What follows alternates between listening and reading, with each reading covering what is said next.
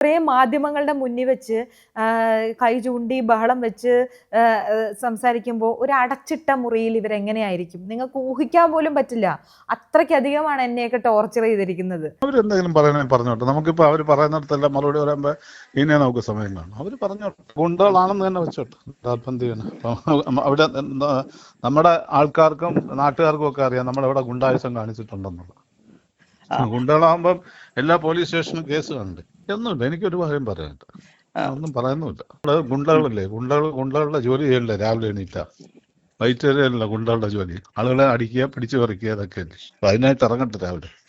ഇതിൽ ഇനി വേറെ എന്തെങ്കിലും നടപടികൾ എന്തെങ്കിലും ഉണ്ടാവും?